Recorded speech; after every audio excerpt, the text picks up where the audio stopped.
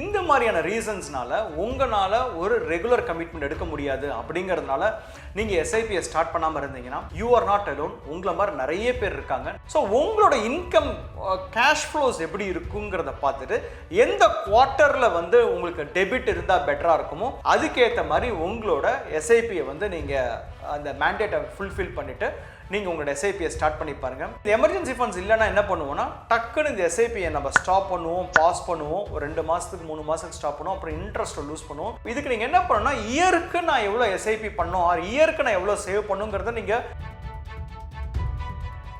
Hi friends, happy to see you again. உங்களுக்கு SIP பண்ணணும்னு ஆசையாக இருக்குது, உங்களுக்கு ஒரு பெரிய வெல்த் கிரியேஷன் பண்ணணும், உங்களுக்கு அவங்க ஃபேமிலிக்குன்னு ஆசையாக இருக்குது. ஆனால் உங்களோட இன்கம் வந்து இர்ரெகுலராக இருக்குது. ப்ராபப்ளி நீங்கள் ஒரு என்டர்ப்ரனராக இருக்கலாம், ஒரு பிஸ்னஸ் ஓனராக இருக்கலாம், ஆர் நீங்கள் ஒரு ஃப்ரீலான்ஸராக இருக்கலாம்.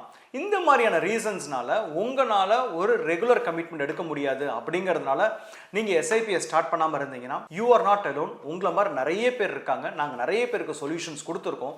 உங்களை மாதிரி உள்ள ஆளுங்களுக்கு என்ன பண்ணணுங்கிறத மட்டும் நான் இந்த வீடியோவில் சொல்கிறேன் ஸ்டெப் பை ஸ்டெப்பாக.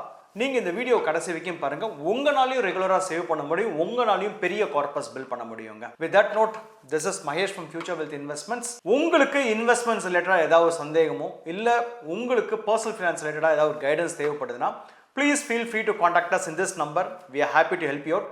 அதே மாதிரி நிறைய பேர் எங்களை காண்டாக்ட் பண்ணும்போது நிறைய பேர் கேட்குறாங்க, கன்சல்டேஷன் ஃபீஸ் எதாவது நாங்கள் பே பண்ணுமான்னு கேட்குறாங்க. No, we are not charging any consultation fees from the retail investors. So அதனால் have a open mindset and you can talk to our team.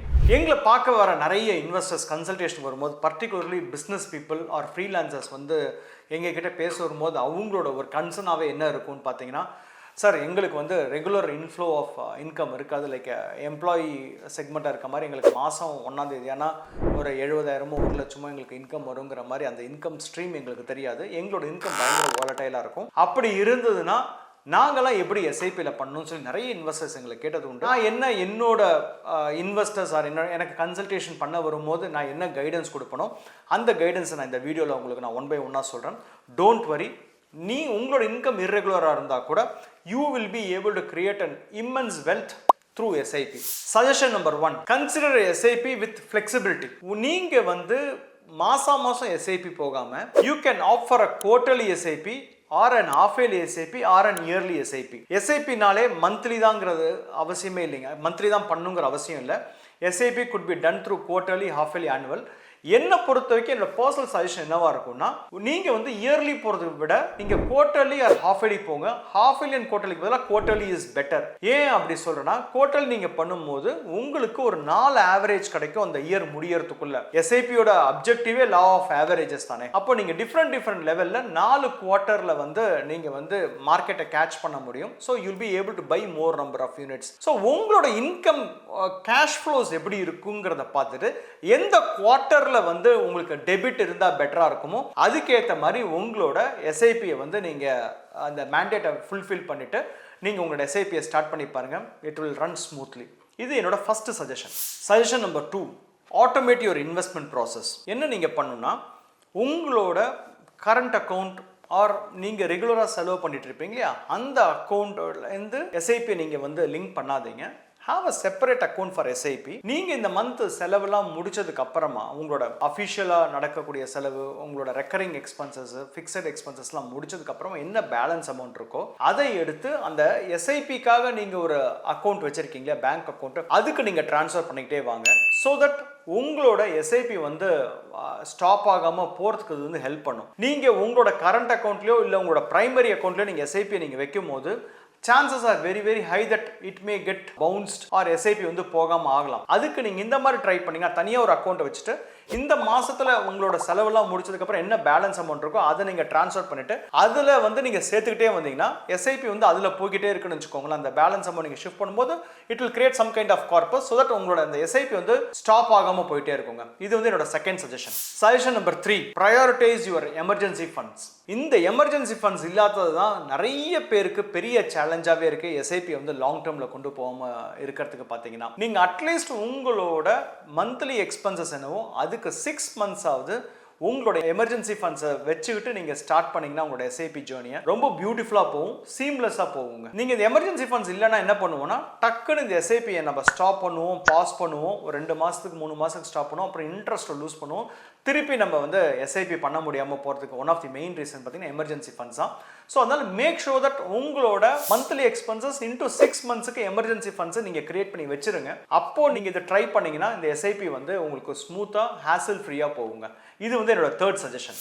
Suggestion number 4, choose an SIP with minimal amount. உங்களால் ஒரு 10,000 rupees பண்ண முடியும் அப்படிங்கிற மாதிரி இருந்தால் கூட நீங்கள் ஒரு 5,000க்கோ 7,000க்கோ ஃபஸ்ட்டு நீங்கள் ஸ்டார்ட் பண்ணுங்க. உங்களால் அந்த டிசிப்ளினை கிரியேட் பண்ண முடியுதான்னு பாருங்க. You try to underplay in the initial days. இது வந்து யாருக்கு நான் சொல்கிறேன்னா, யாருக்கெல்லாம் irregularity ஆஃப் இன்கம் இருக்கோ அவங்களுக்கு தான் நான் சொல்கிறேன். Not for the people who are into the salaried class. So or regular income இருக்கவங்களுக்கு நான் அதை சொல்லலை. இர்ரெகுலராக இருக்கவங்களுக்கு அவங்களுக்கு 10,000 rupees சேவ் பண்ண முடியும் அப்படிங்கிற சுச்சுவேஷன் இருந்தால் கூட ஸ்டார்ட் வித் ஒரு 6,000 or 7,000 rupees வச்சு நீங்கள் ஸ்டார்ட் பண்ணுங்கள். அந்த ரெகுலாரிட்டி, அந்த டிசிப்ளின் உங்களுக்குள்ள கிரியேட் ஆகட்டும். ஒரு 3 to 6 months போகட்டும். அதுக்கப்புறமா ஸ்லோவா இன்க்ரீஸ் பண்ணுங்க. அதுக்கப்புறமா you have to challenge your potentiality. இந்த மாதிரி நீங்க செஞ்சு பாருங்க, உங்களோட எஸ்ஐபி வந்து நான் ஸ்டாப்பா போகுங்க.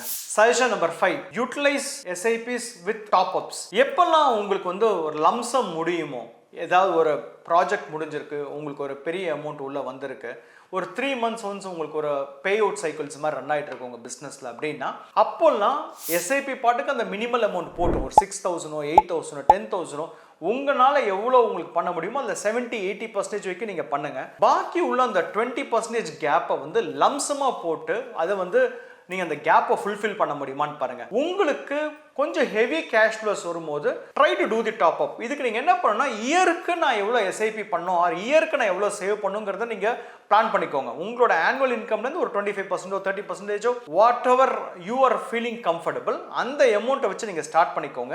ஆனால் நீங்கள் எஸ்ஐபி பண்ணும்போது நீங்கள் உங்களுக்கு வந்து அதில் ஒரு 25% டிஸ்கவுண்ட் பண்ணிக்கோங்க. அதாவது நீங்கள் வந்து 1,20,000 இந்த வருஷத்துக்கு நீங்கள் சேவ் பண்ணும் அப்படிங்கிற மாதிரி நீங்கள் நினைக்கிறீங்க. அப்போ மாதத்துக்கு 10,000 rupees ஆகுது.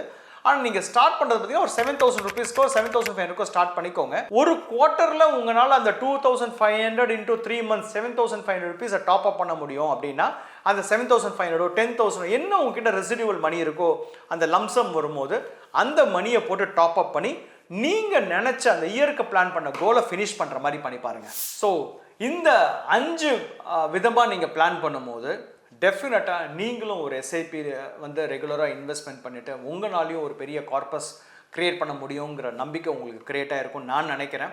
அண்ட் இந்த வீடியோ உங்களுக்கு யூஸ்ஃபுல்லாக இருந்திருக்கும் நான் நினைக்கிறேன். உங்களுக்கு இந்த வீடியோ யூஸ்ஃபுல்லாக இருந்திருந்ததுன்னா please try to share it to your family and friends. Probably this may help them also and we will try to educate others as well. And with that note, this is Mahesh from Future Wealth Investment signing off. இன்னொரு இன்ட்ரெஸ்டிங்கான வீடியோவில் சந்திப்போம். Thank you so much. வாழ்க வளமுடன் and keep prospering.